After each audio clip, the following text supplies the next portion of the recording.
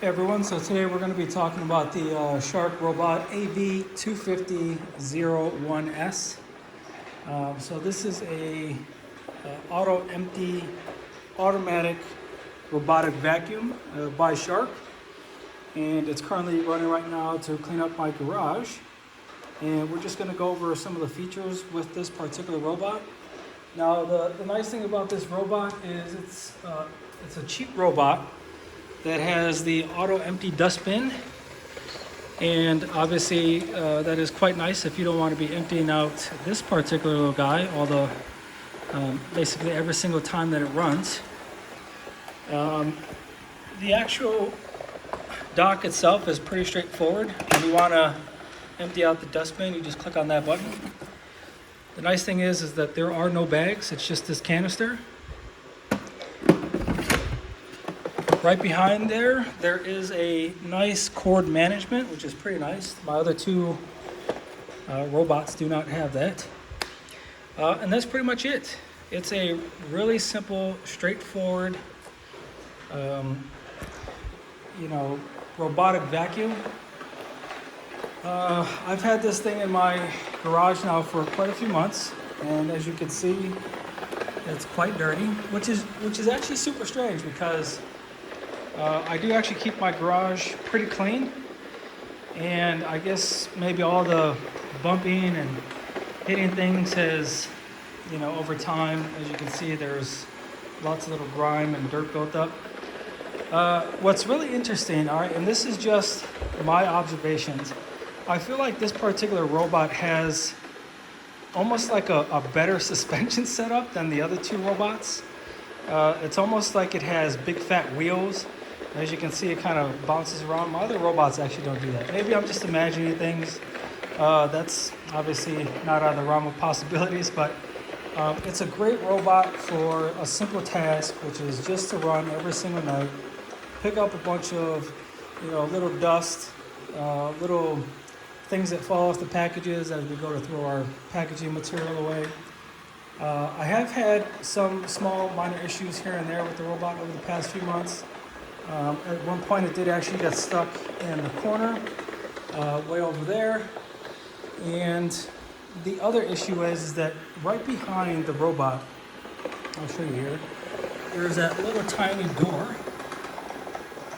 And that little door actually got stuck open, so it wasn't automatically running on its own. And I wasn't able to figure that out. The only way I was able to figure that out was I did notice that there was a bunch of dust over there, and it seemed dirtier than usual. And come to find out is because that little door was stuck open, and so when it was scheduled to run, it would actually just air out. I also have had an instance where it went back and docked itself, but it wasn't actually touching these charging connection points right here. And so the robot had actually died and had no power.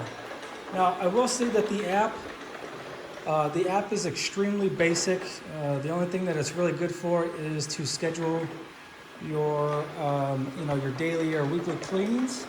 The other thing that it's not very good at is it doesn't show you in real time where the robot is in relation to the map and where it's cleaning. It's pretty basic, but which is one of the reasons why I do like this robot. It seems like it's built to take the abuse, right? Like, it's a garage, it's bumping into cars, it occasionally bumps into those cabinets, bumps into these weights that are, all over the place.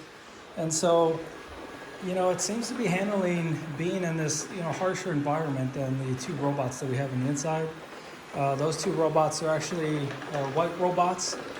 As you can see, this has a matte black finish. I think it goes well with the garage. Obviously, my floors are dark. But, this little guy's taking an abuse. Look at that. It's crazy. I think maybe it's time to clean it, right? After all these months, I think it's time for a really good cleaning. One thing, too, is this little guy is actually relatively quiet in comparison to my Roborock and my Dream Bot. And right now, this is actually on a normal setting. And, again, I think it's actually quieter than the other two. But also at the same time, when it turns, it actually turns really fast, which is actually quite impressive. The other two robots that I have, they don't turn as fast as this. So, like I was saying, it actually got stuck over in that corner once. But when it goes over here and does its thing, I mean, it just speeds through all of the, those little spots where it can kind of get stuck in. But obviously, that one time, right? It didn't. It wasn't able to find its way out. But overall, this robot has been very reliable. I give it a good solid 8 out of 10. If you're looking for a cheap little robot for for your garage, I think this would work. I think this would work inside of a house too. This particular robot, it's not specifically designed for a garage. You can put it inside your house if you want to, and I think it would serve a really great purpose in there as well.